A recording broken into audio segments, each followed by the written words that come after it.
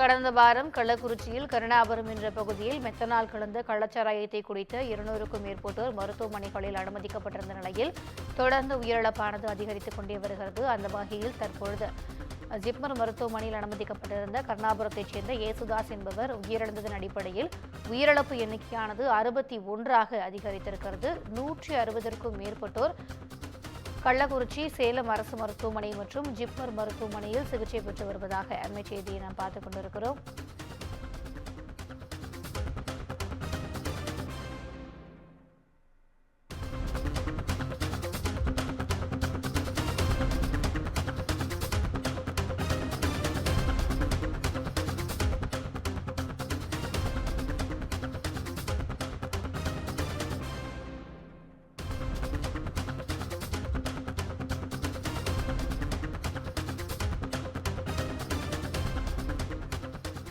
கள்ளக்குறிச்சியில் கள்ளச்சாராயம் அருந்தி உயிரிழந்தோரின் எண்ணிக்கை 61ஆக அதிகரித்திருக்கிறது. அண்மை செய்தியாக பார்த்துக் கொண்டிருக்கிறோம். கூடுதல் விவரங்களை எமது செய்தியாளர் அக்பர் வழங்க கேட்கலாம்.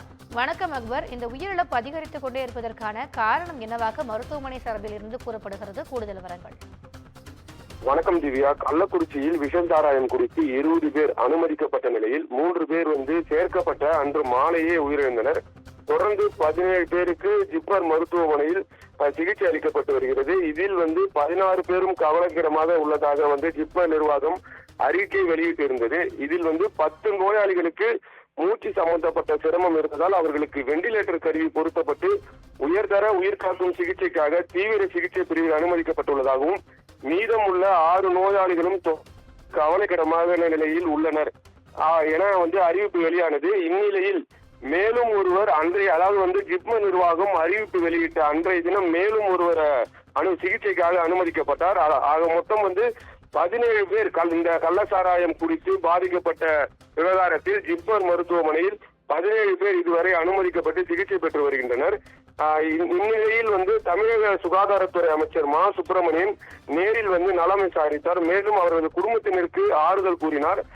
அதனைத் தொடர்ந்து ஜிப்மர் தலைமை மருத்துவரை அழைத்து சிகிச்சைகள் குறித்தும் அவர்கள் உடல் நலன் மற்றும் கண் பார்வை எவ்வாறு உள்ளது என்பது குறித்து கேட்டறிந்தார். அதனைத் தொடர்ந்து செய்தியாளர்களை சந்தித்த அமைச்சர் மா சுப்பிரமணியன் அனைவருக்கும் தரமான சிகிச்சை வழங்கப்படுகிறது என குறிப்பிட்டிருந்தார். மேலும் அவரும் 4 பேரின் நிலை மிகவும் கவலைக்கிடமாக உள்ளது எனவே தெரிவித்திருந்தார். அதனைத் தொடர்ந்து பல்வேறு கட்சிகள், அமைப்புகள் பாதிக்கப்பட்டவர்களை நேரில் சந்தித்து ஆறுதல் தெரிவித்தனர். இதனால் ஜிப்மர் நிர்வாகமானது அனைவரையும் காப்பாற்றும் முயற்சியில் கூடுதல் கவனம் செலுத்தினர். மொத்தம் 17 பேரில் 10 பேரின் நிலைமை கவலைக்கிடமாகவும் 4 பேரின் நிலை மிகவும் கவலைக்கிடமாகவும் இருந்தது. இவர்களுக்கு ஜிப்மர் மருத்துவமனை மருத்துவ குழு மற்றும் சிறப்பு மருத்துவ வல்லுநர் குழுக்கள் மூலம் தீவிர சிகிச்சை அளித்தனர். ஆனாலும் 4 பேர் நிலைமை மிகவும் கவலைக்கிடமாகவே இருந்தது. இந்நிலையில் ஜிப்மர் மருத்துவமனையின் சிறப்பு மருத்துவத்தால் நேற்றைய முன்தினம் 7 பேர் அதாவது 7 பேர் மருத்துவமனையிலிருந்து டிஸ்சார்ஜ் ஆகி வீடு திரும்பினர். அது மட்டுமின்றி தொடர்ந்து அவர்களது உறவினர்களும் சிறப்பாக சிகிச்சை அளிக்கப்பட்டு வருகிறது என தெரிவித்திருந்த நிலையில் தற்பொழுது 35 வயதான ஏசுதாஸ் என்பவர் இறந்துள்ளார். ஜிப்மர் மருத்துவர்கள் 7 நாட்கள் போராடியும் அவரின் உயிர் பிரிந்தது. இது குறித்து அறிந்த அவரது உறவினர்கள் ஜிப்மர் மருத்துவமனை வளாகத்தில் கதறி எழுதினர். மேலும் கூடுதல் செய்தியாக ஜிப்மர் மருத்துவமனையில் அனுமதிக்கப்பட்ட 20 பேரில் ஏற்கனவே 3 பேர் உயிரிழந்த நிலையில் தற்போது ஒருவர் உயிரிழந்துள்ளார். மேலும் 20 இங்கிருந்து சிகிச்சை பெற்று நலமுடன் திரும்புவார்கள் என அதாவது 3 பேர் மிகவும் கவலைக்கிடமாக இருந்தார்கள். இதுல ஏசுதாஸ் என்பவரும் ஒருவர். அது மட்டும் இல்லாம பெரியசாமி என்பவர் ஏற்கனவே மூளைச்சாவு அடைந்துள்ளார்.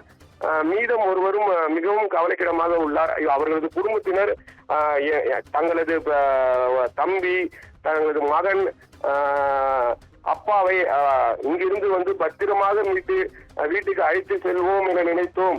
ஆனால் தற்போது இறந்த பிணமாக இங்கிருந்து எடுத்து செல்வதாக கதறி அழுதனர். அது பார்ப்போரை அந்த அதாவது காண்போரை இங்கு கலங்கடிக்க செய்கிறது. அதாவது கள்ளக்குறிச்சி கருணாபுரம் விஷச்சாராய விஷயத்தில் மரண எண்ணிக்கையானது தொடர்ந்து உயர்ந்து கொண்டு இருக்கிறது. இது புதுச்சேரி, தமிழகத்தை மட்டுமின்றி நாட்டையே தற்போது உலுக்கி வருகிறது. மேலும் இருக்கும் அதாவது தீவிர சிகிச்சை பிரிவில் அதிதீவிர சிகிச்சை பிரிவில் அனுமதிக்கப்பட்டுள்ள பெரியசாமி மற்றும் அவர் உள்பட 5 பேரையும் வந்து ஜிப்மர் மருத்துவமனை மருத்துவர்கள் காப்பாற்றுவதற்கு இன்னும் வந்து போராடி கொண்டுதான் இருக்கிறார்கள். திவ்யா, விரிவான தகவல்களுக்கு நன்றி அக்பர்.